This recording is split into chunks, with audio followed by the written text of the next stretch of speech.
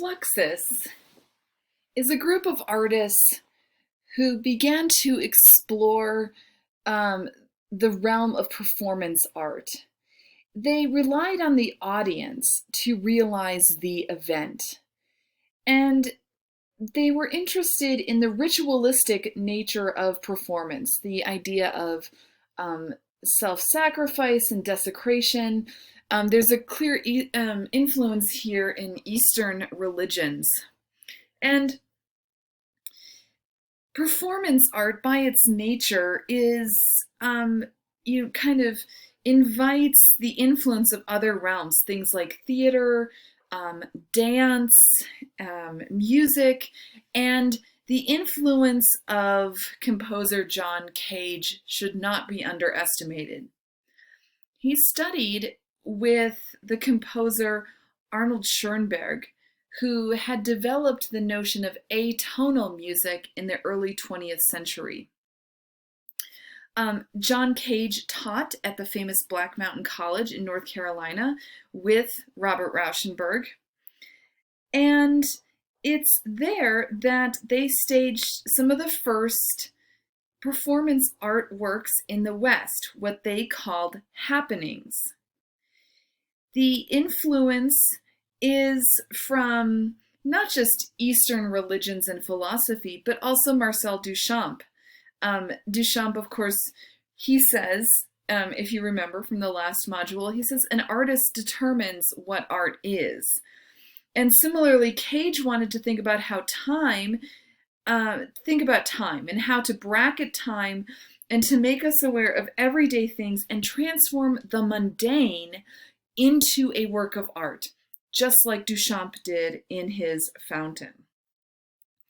The performance piece, though, I want to take a look at is by an artist that some of you might be familiar with. This is Yoko Ono, who was later partners with musician John Lennon.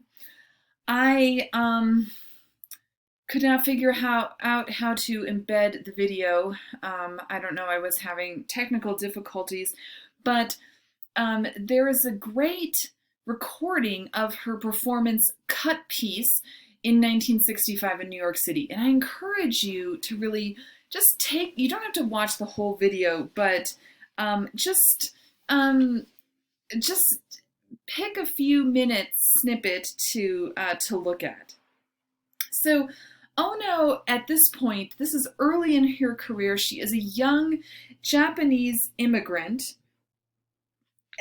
who comes to New York. And at this time, she's seen as this kind of exotic other. She's not a New Yorker, but she is a petite Japanese woman. And I bring this up because we have to remember that, she was not a household name at that point. When she re-performed Cut Piece in 2003 in New York City, she had been living in New York at this point for decades, world famous.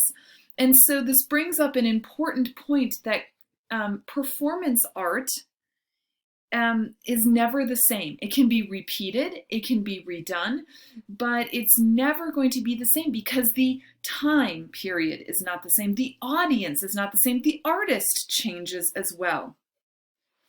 I think that, so in Cut Piece, Ono sits reactionless still on the stage, and somebody comes out and announces to the audience that people are invited to come up and cut pieces of her clothing.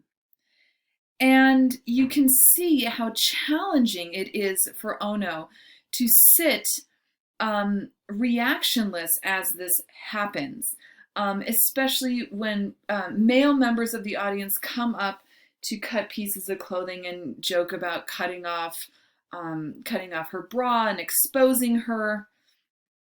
I think this piece really speaks to the power of posing.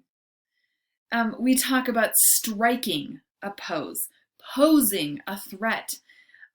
There is a transfer of power here from the artist to the audience. The audience is now responsible for their own pleasure. Well, the artist disavows herself of that role and instead now is really in the role of the victim. There is um, a kind of surrendering that the audience's gaze surrenders to her pose, and she surrenders to the audience through her performance.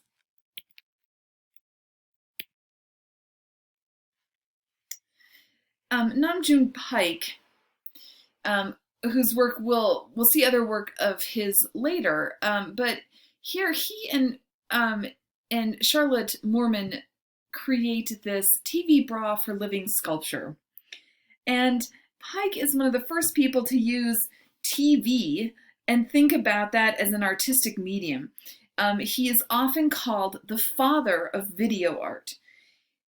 He had born in Korea, studied in Japan and Germany, and then he meets John Cage in 1958 in the United States, and he becomes involved with the avant-garde Fluxus group. And following the example of Cage's work, many of Pike's Fluxus works undermined accepted notions of what a musical composition should be, or what should a musical performance look like. So he meets Charlotte Moorman in New York in 1964, and she appears in some of his what he calls living sculptures. So there's these two miniature cathode ray tubes, these TV tubes that Moorman is wearing instead of a bra. And Pike said his intention was to humanize electronics and technology.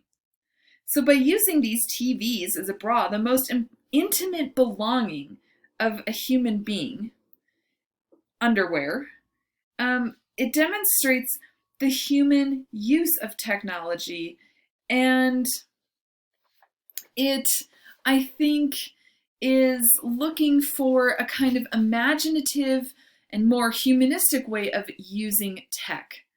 But it also, I think, brings up another really key point for Pike, and that highlights the fetishization of both female breasts and the fetishization of TV in our capitalist consumer society.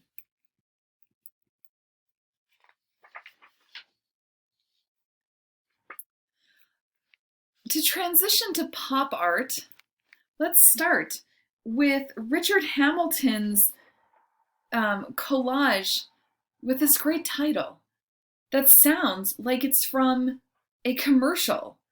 Just what is it that makes today's homes so different, so appealing? This work was shown in the exhibition in England in 1956 called This Is Tomorrow.